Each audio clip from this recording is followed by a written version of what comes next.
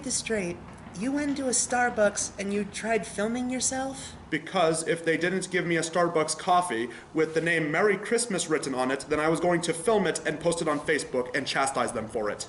Oh, yeah, sure, pick your own battles, even if you're obviously gonna fail them. Okay, don't use big words to confuse me, okay? That's what you always do, and I don't like that. Besides, if it was an organization that you didn't like, you would be doing the exact same things, my friend. Hey, well, you know something? If I want to go to a Chick-fil-A and yell at people in the parking lot, I am more than within my right to do that. Oh. Got a text from Steve. He says that he needs me back at the office to look at some special movie for the next video of mine. Oh, boo-hoo, your little viral campaign is getting interrupted. Oh yeah, well, enjoy all the nothing that you're gonna be doing today, slacker. I'll have you know I am very important, buddy. People go online to hear my takes on politics and social issues. I am a very important person. Oh, I got a text from Steve, too. I have to look at... What the hell is Santa with muscles?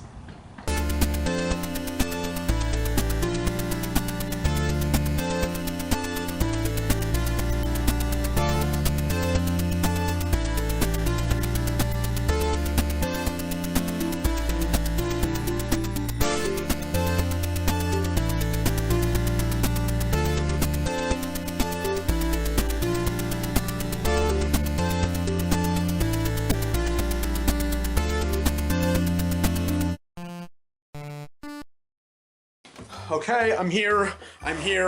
All right, we're good. I'm here. And we're talking about, a movie called, Repligator. What the heck is a Repligator? So the film begins by letting us know what kind of film we are watching, as a soldier is brought into a science lab to be a test subject for an experiment that analyzes men's sexual fantasies. Honey, I'm home on leave. Hi, darling. I'm so glad you're home. Normally I'd have dinner in a hot bath for you. This is a typical male fantasy. Let's go right to bed. Oh. It's one of those kinds of movies. God, men are such pigs. Then we get some Pixar-level animation over these opening credits of a female soldier out of one of those Chinese cartoons shooting at the screen. And then we see... It's not too late to turn back, people. We can watch an actual Christmas movie instead. We can talk about Jack Frost or the Daddy's Home movies. Oh, okay. We see a colonel pulling into a military base so he can talk to their head scientist, who, like most top military scientists, is wearing a Hawaiian shirt while on the job. What the hell's going on here? And what about this news story? Okay, chill out, Sanders. The colonel's last name is Sanders, meaning that his name is Colonel Sanders. Because that's never been done before in any other movie, not one that I can think of. So after the scientist shows off his latest creation, X-ray glasses that actually work. Yes, Dr. Kildare. Colonel Sanders is here to discuss the Replicator project. Would you pull that file for us, please? He then explains what happened that has Colonel Sanders so upset.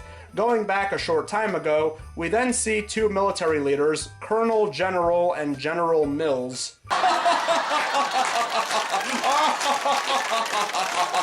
who arrived to see how certain projects are coming along. One of the scientists, Dr. Oliver, is working on a machine called the Replicator, which is a machine that can teleport someone from one area to another. That's never been done before in any other movie, not one that I can think of. Difficult, working with frogs' brains. I can imagine. Slippery little devils. Really? The frogs, I mean. Of course. Mole. Oh, you know you're watching a cheap science fiction movie from the 1990s when they're using a VCR as an impressive piece of military technology.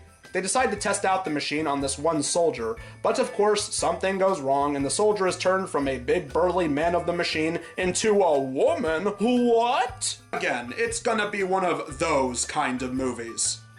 The colonel and the general are none too pleased with the results, driving Dr. Oliver to drink and contemplate with his partner, Dr. Hardy.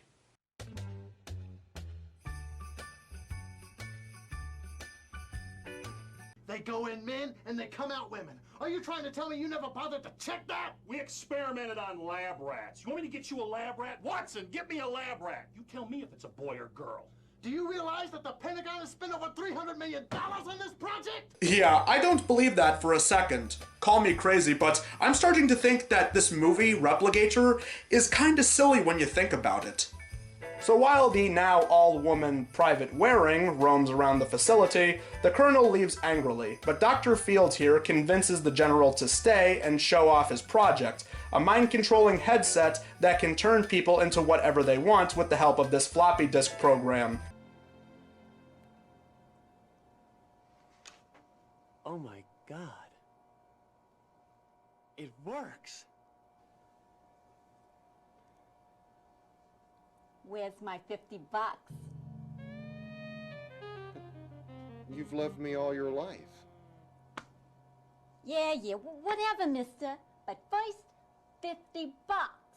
While it doesn't seem to work at first, he says that it just might if they put the mind control technology together with the Replicator, saying that they could create and program an army of gorgeous female super soldiers. Think of it. Input these instructions directly into their brains, they become your slave. You can make them into a spy, or an assassin, or perhaps even a dutiful wife. Who wrote this? Private Waring, let me ask you a question. Anything, Doc. Have you noticed any particular changes in your body language?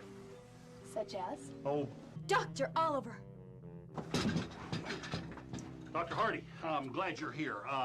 We need to run the blood tests. It's very important. The blood tests on the Private Waring here and work with her on the mechanics of making a urine sample. I don't think she fully grasps it. Dr. Goodbody did have a project in development, but it was top secret. Even Oliver and Fields weren't in on it. What was it? It was called the Sexual Hologram Interface Terminal. It's better than the last name we had. Super Hydraulic Instantaneous Transporter. Oh, you mean... No! Quick to the slow! And then they reuse the first 5 minutes of the movie just to fill out the running time. So skip. Back to the story, we see the team decide to test putting their technology together, which means they'll have to use Private Waring once again to see if they can turn him back into a man. But in the process of Dr. Fields trying to take control of the machine, it results in Dr. Hardy and Dr. Jim Carrey here getting caught in the beam. Oh no, the lights are going out. They're shutting down the production of the movie. It's a miracle! Oh, no, wait, it's supposed to be the machine short-circuited the energy to the whole building. Alright, well, let's see what happened to those people now that the backup generator is working.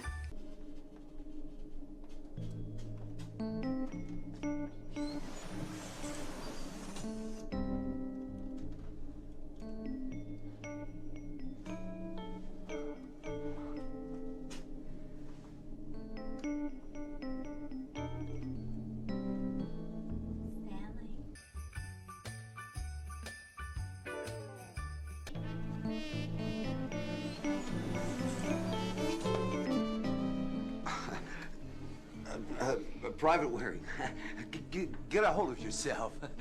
As you were a soldier, I'd rather get a hold of you.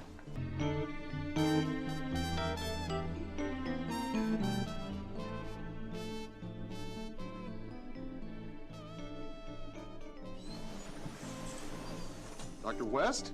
I've loved you for so long, Billy. You're kidding. And on top of that, it seems the brainwashing technology worked, since these women now call themselves slaves to these men. You are my slave. Yes, Stanley. You will do as I say. Oh, you name it, you got it. Well, whatever you do, don't tell that liberal wiener Peter Collins. He'll probably say that this movie is objectifying or some other kind of hippy-dippy new age mumbo-jumbo. Oh, well, me personally, I would say that it's quite wrong for a movie to show a woman's bare naked flesh on screen, mainly because I find it offensive to my religious beliefs. And I would demand that the government would step in and ban any and all forms of these kind of movies. I mean, to quote like-minded individuals like Ben Shapiro and Matt Walsh, sex is supposed to be for procreation, not pleasure. So as all these people begin to make out with each other, Oliver and Fields actually succeed at getting these two to fix the machine, because apparently, despite them being turned into total airheads, they still have their scientific smarts when they're commanded to. Don't look at me, I didn't make the movie.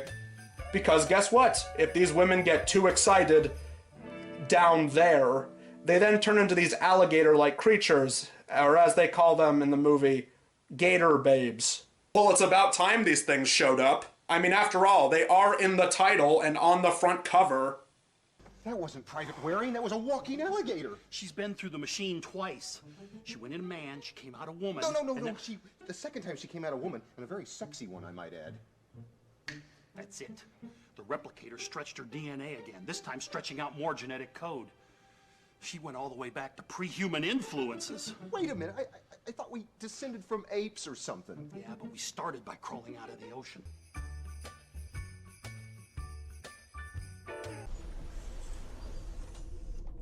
Everybody, stop! Drop your weapons! I'm here to get abreast of this situation. Have two, General. Count 4. No! Wait! No! Not only did they manage to get the machine up and running again, they also created mobile versions with these laser guns that can teleport people. But as Fields is about ready to destroy his competition, the power begins to flicker, giving Oliver and Hardy enough time to get away. But it seems her brainwashing is still in effect. Do not love me. I love you, sir. You do not love me. You hate me.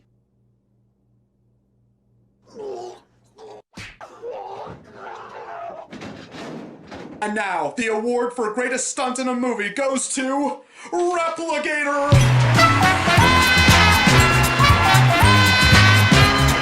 But it's there Dr. Oliver finally realizes what he needs to do. Reroute Dr. Fields' mind control floppy disk, so that way people's genetics and brainwaves are fixed and everyone can go back to normal? Now you see, this is why we only talk about religious and sometimes political movies on The Captivating Christian. Because when we talk about movies like this, I feel like I have absolutely nothing to say. Oh, and Dr. Hardy's mind control wears off. Alrighty then. But uh-oh, it seems they have more than just walking alligators to worry about now. Apparently, if you're a man and if you're bitten by one of these things, you turn into a homosexual zombie. He's dead. He was dead. Apparently the bite from a gator babe produces a zombie-like trance. What does he want? Stanley. Stanley.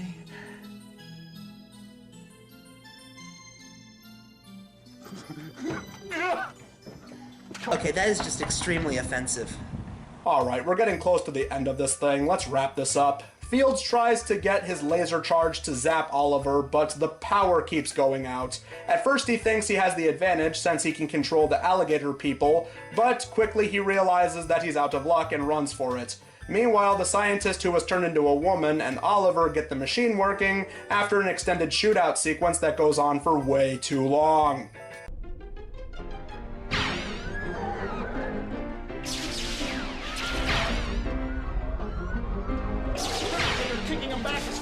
Send them in. We're on overload.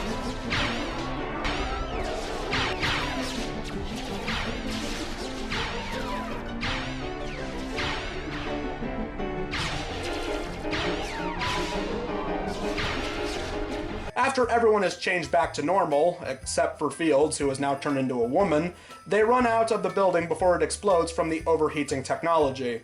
Jump forward sometime later, and Oliver gets the military funding now, because his tech is working properly. He changes Fields back to a man and that other scientist back into a woman like he wanted to, and he ends up with Dr. Hardy, who is still beautiful. I mean, hey, they changed everyone back to normal, but he still has to end up with this Baywatch costume player, am I right? Oh, that's right, we still have to find out what happened to Colonel Sanders and Leatherface over here.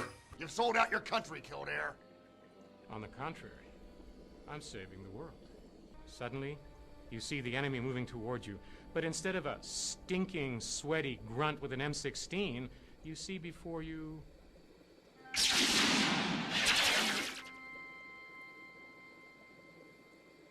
And so the movie ends with them turning into women themselves. Clearly, we have ourselves a white chick scenario in the making right here. Ha ha ha! You know, we're not in a hurry to discover a reversal procedure. And since we're both pretty incognito right now, what do you say we go shopping, get a pedicure, and go party tonight? What about this? What about it?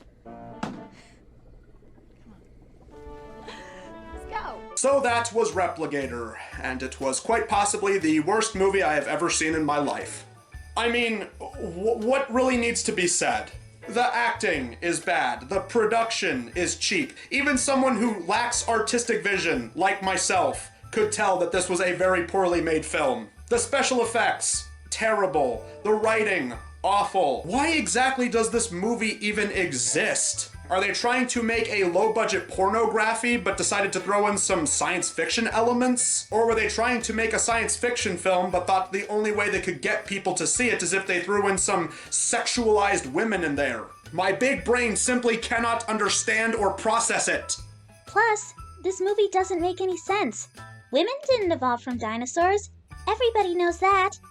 Though, us fangirls can be very cat-like at times. Wait, what? It's true. She sleeps curled up in a ball, she loves snuggles, she loves head pats, and she loves when I make her lasagna. Isn't that right, sweetie? What can I say? I can't help being a smitten kitten around you. What the HE double hockey sticks is even going on? Say, look up there. Ooh, mistletoe. Oh, right, sorry. Merry Christmas, Chris! And happy heartswarming Eve. Now, where were we? Oh, I remember.